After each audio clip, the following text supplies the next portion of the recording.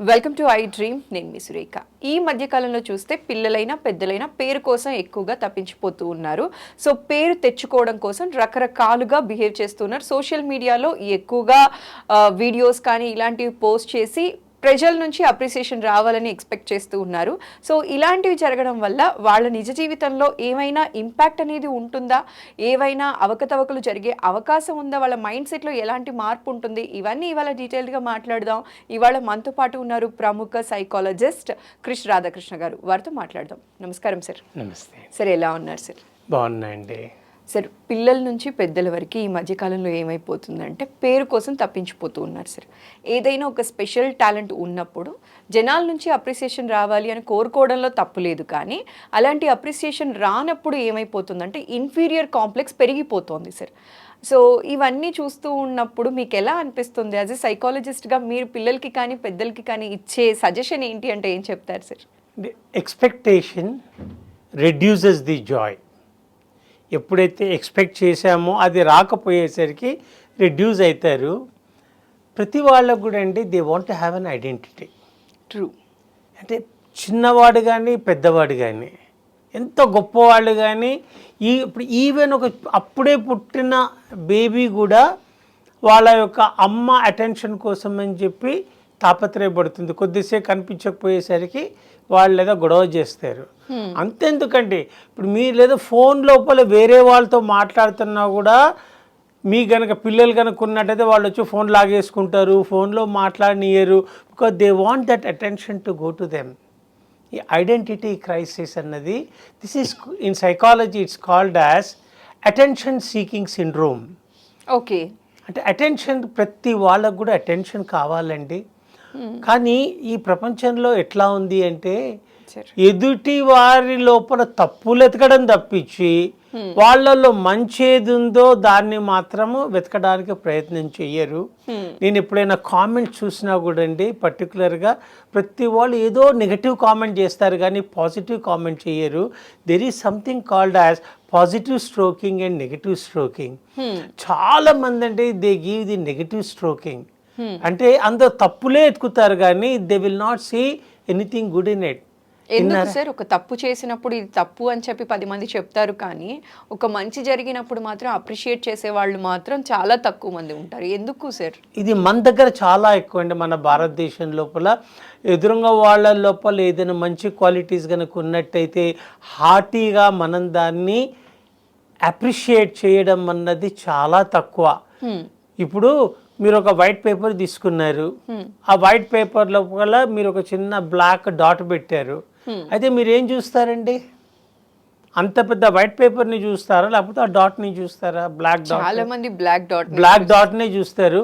కానీ అంత వైట్గా ఉందని చెప్పి నోబడీ రికగ్నైజెస్. ఇప్పుడు ఏదైనా మీరు మంచి డ్రెస్ వేసుకున్నారు, అయితే దాన్ని కనుక కామెంట్ చేయాలి అంటే మీ డ్రెస్ చాలా బాగుందండి, ఆ కలర్ కాంబినేషన్ ఎక్సలెంట్గా ఉంది అని చెప్పి ఎవరు చెప్పరు.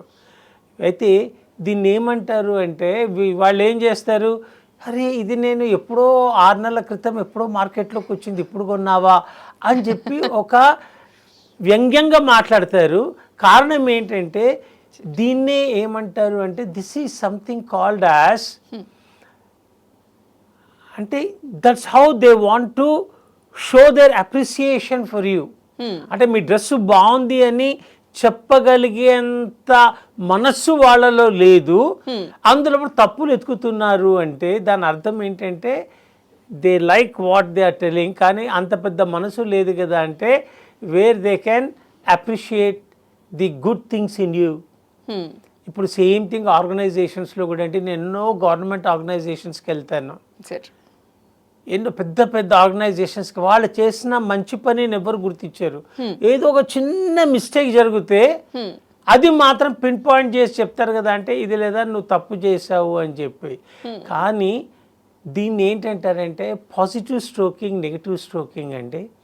అయితే ఈ నెగిటివ్ స్ట్రోకింగ్ వల్ల ఎదురుగా వాళ్ళ యొక్క ఐడెంటిటీ, ఎదురుగా వాళ్ళ వ్యక్తిత్వము, ఎదురుగా వాళ్ళ సెల్ఫ్ ఇమేజ్, వాళ్ళ యొక్క లైఫ్ అన్నది, వాళ్ళ యొక్క కాన్ఫిడెన్స్ అన్నది అది లేదా తగ్గిపోతుంది. That's what the people want. Okay. అంటే ఎదురుగా వాళ్ళని ఎదగాలి అంటే ఒక చిన్న ప్రోత్సాహం ఇచ్చినా కూడా దే గ్రో ఇన్ లైఫ్. అందుకోసం ఏమంటామంటే మేము సైకాలజీలో నేర్పించేటప్పుడు don't criticise, condemn or complain.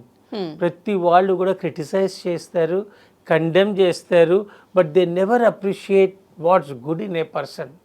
అందుకోసం అని చెప్పి చాలామందికి ఫ్రెండ్స్ని వదిలించుకుంటారు. ఎందుకు చెప్పాలా? మీలో ఎన్ని గుడ్ క్వాలిటీస్ ఉన్నాయి, ఎదురుగా వాళ్ళు ఇంత ప్రేమించినా, ఇంత అభిమానించినా, మీరు ఇంతగా వాళ్ళని అప్రిషియేట్ చేసినా, ఇంత ఫ్రెండ్లీగా ఉన్నా కూడా దే డోంట్ రికగ్నైజ్. వాళ్ళు ఏం చేస్తారు, ఆ పక్క వాళ్ళతోటి వీళ్ళతో ఇప్పుడు వాళ్ళు ఏం చేస్తారు, ఇది ఇట్లా వాళ్ళట్లా ఇట్లా అని చెప్పేసి నెగటివ్గా మాట్లాడేసరికి అరే నా ఇంత క్లోజ్ ఫ్రెండ్, ఇంత మంచి ఇది ఉన్నవాడు నా గురించి నెగటివ్ మాట్లాడతారా అని చెప్పేసి వాళ్ళని మీరు దూరం పెట్టడం మొదలు పెడతారు. చాలామంది ఎవరైతే నెగిటివ్ ఉంటారో మనం వాళ్ళతో ఎక్కువగా మనం ఉండాలని ఇష్టపడ్డం. మనం కారణం ఏంటి, మనకున్న కాన్ఫిడెన్స్ కూడా పోతుందండి. ఆ కాన్ఫిడెన్స్ పోవడానికి కారణము ఆల్ దిస్ నెగటివ్ కన్నటేషన్స్.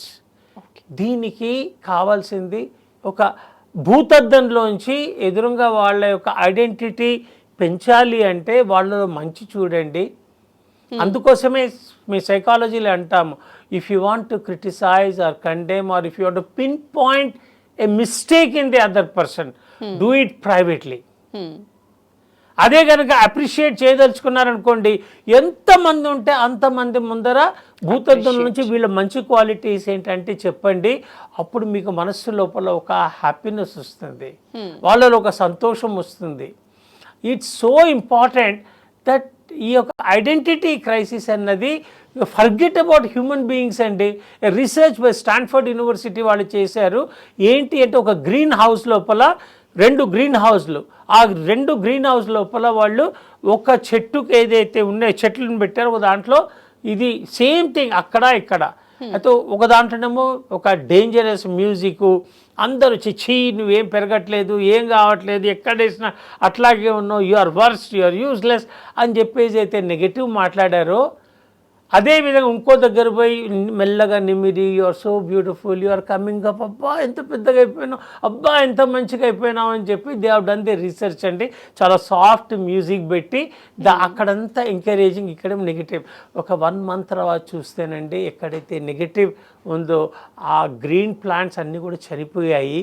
ఎక్కడైతే ఇది అంటే పాజిటివ్ కనోటేషన్స్ ఇచ్చిన చోట ఇంత చిన్న పండ్లు కానీ ఇంత చిన్న ఫ్లవర్స్ రాసిన చోటు కూడా పెద్దగా విరబూసింది. ప్రతి వాళ్ళు కూడా they are hungry of appreciation. అంటే దెర్ ఈజ్ నథింగ్.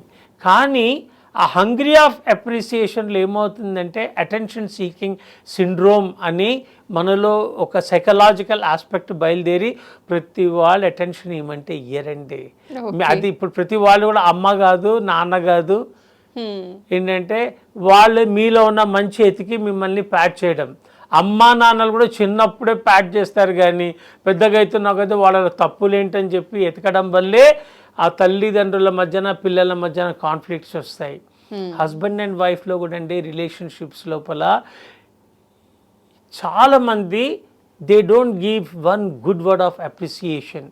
ఇప్పుడు వైఫ్ ఎంతో కష్టపడి, ఒక్కోసారి కొంతమంది బయటికి వెళ్ళి పనిచేసే వాళ్ళు ఉంటారు, కష్టపడి అత్తగారులకి మామగారులకి వీళ్ళందరికీ టీలు కాఫీలు అన్నీ కూడా చేసి రెడీ పెట్టిన తర్వాత వీడు వచ్చి బకా బకా బకా సురుళ్ళలాగా కూర్చొని ఒక ½ డజన్ ఇడ్లీలు, ½ డజన్ వడలు అనేది ఎలా ఉందంటే నీ మొహన్ లాగా ఉందని చెప్పి వెళ్ళిపోతాడు. అంటే కొంతమంది మగవాళ్ళు దే స్పీక్ సో ర్యాష్. లేకపోతే ఏంటంటే బాగుంది కాబట్టి తిన్నాను, లేకపోతే మొత్తం వదిలేసిపోయేవాడిని కదా అని చెప్పేసి వాళ్ళు ఒక మాట మాట్లాడతారు. అదేమవుతుందంటే that one hurts the other person. ఇక చెయ్యాలి అన్న ఒక తపన ఇంట్రెస్ట్ కూడా పోతుందండి. నేను చిన్న పిల్లల్లో కూడా ఐడెంటిటీ క్రైసిస్ లోపలంటే పాజిటివ్ స్ట్రోకింగ్ అన్నది చిన్న బాబు కూడా ఉన్నట్టయితే వాళ్ళ కంటిన్యూస్గా మీరు వాళ్ళ భూతద్దం నుంచి వాళ్ళు చేస్తున్న మంచి పనులను మీరు అప్రిషియేట్ చేసి ఎప్పుడైతే మీరు వాళ్ళని ఎంకరేజ్ చేస్తారో వాళ్ళు పెరిగి పెద్దవాళ్ళై చాలా గొప్పవాళ్ళు అయినారు. ఈ క్రిమినల్స్ ఎవరైతే తయారైనారో, ర్యాష్గా ఉండి మర్డర్స్ చేసి రేప్స్ చేసి ఇంత చేసేటువంటి వాళ్ళందరూ కూడా వాళ్ళలో ఉన్న ఒకటే ఒక చెడ్డ క్వాలిటీ ఏంటంటే ఆ చిన్నప్పుడు వాళ్ళ తండ్రిదండ్రులు చాలా ర్యాష్గా బిహేవ్ చేశారు. ఆ పిల్లల్ని బాగా కొట్టారు, తిట్టారు. దానితోటి వీళ్ళ లోపల మార్పు వచ్చేసి ఒక క్రూరంగా తయారైపోయినారు. దానికి అంతటి కారణము చిన్నప్పటి నుంచి what you sow you reap. ఏదైతే మీరు పిల్లల్ని because children are like wet cement, any impressions you leave on them it's permanent. మీరు చిన్నప్పటి నుంచి పిల్లల్ని తెలుగులో వాడివి, మంచిగా ఉన్నావు, యు ఆర్ ఎక్స్ట్రాడినరీ అన్న వాళ్ళు తెలియకుండానే వాళ్ళు they want live up to that expectations. వాళ్ళ జీవితంలో చాలా గొప్పవాళ్ళు అవుతారు. It's so important. ప్రతి వాళ్ళని కూడా మనం ఒక కల్చర్ అలవాటు చేసుకోవాలి. ప్రతి చోట కూడా ఏదైనా మంచి కనుక ఉన్నట్టయితే మనం ఓపెన్గా చెప్పగలగాలి, చెప్పాలి కూడా. దాంతో వాళ్ళ యొక్క ఐడెంటిటీ పెరుగుతుంది. కానీ ఈ యొక్క ఐడెంటిటీ క్రైసిస్ లోపల ఏమవుతుంది, if you are too much seeking the attention, అందరూ ప్రపంచం లోపల మెచ్చుకోవాలని కాదండి. మీరు చేసేటప్పుడు ఒక్కళ్ళు కాంప్లిమెంట్ ఇచ్చినా ఎస్ ఐ గాట్ ఇట్ అనుకోవాలి. ఇప్పుడు ఫర్ ఎగ్జాంపుల్ మీరు లేదా ఏవైతే ఛానల్స్ లోపల మీరు ప్రోగ్రామ్స్ చేస్తారో ఆ వ్యూస్ చూస్తే 500 వచ్చినాయి, 1000 వచ్చినాయి, 2000 వచ్చినాయి అని చెప్పి వ్యూస్ కనిపిస్తాయి. అందులో కామెంట్ పెట్టేవాళ్ళు ఒకరు ఇద్దరు, మరొక 10 మంది కూడా ఉండరు. ఆ 10 మంది లోపల నెగిటివ్ పెట్టేవాళ్ళు ఎక్కువ ఉంటారు, పాజిటివ్గా మాట్లాడే వాళ్ళు తక్కువ ఉంటారు. So such is the way of the world. అందుకోసం అని చెప్పి ఇట్స్ వెరీ ఇంపార్టెంట్. ఒక పాజిటివ్గా మాట్లాడండి. ప్రతి దాంట్లో కూడా you look at something good in the other people. భూతద్దంలోంచి మంచి చూడండి. అప్పుడు ఏమవుతుంది చెప్పాలా, ఎదురుగా వాళ్ళు మీకు ఒక అయస్కాంతం లాగా they get attracted to you. వాళ్ళతో మంచి రిలేషన్షిప్ ఏర్పడుతుంది. మీలో కూడా ఒక పాజిటివ్నెస్ తోటి ఒక స్పెషల్ గ్లో వస్తుంది. అందరిని మిమ్మల్ని లైక్ చేయడం మొదలు పెడతారు. Healthy positive identity is important. Negative and disempowering identity is very dangerous. ఒక పాజిటివ్ ఐడెంటిటీకి రావాలి అంటే ఎంకరేజ్ ది పీపుల్. పాజిటివ్గా మాట్లాడండి, say something good. That makes the difference. Thank you so much sir. Identity crisis గురించి, జనాల్ని అప్రిషియేట్ చేసినప్పుడు వాళ్ళు ఎలా ఫీల్ అవుతారు అనే విషయం అందరికీ అర్థమయ్యేలా చెప్పారండి. ప్రతి ఒక్కళ్ళ జీవితంలో మంచి చూసి ఎలా మెలగాలి అనేది మా వాళ్ళకి అర్థమయ్యేలా చెప్పినందుకు మరోసారి ప్రత్యేక ధన్యవాదాలండి. నమస్కారం సార్. నమస్తే అండి.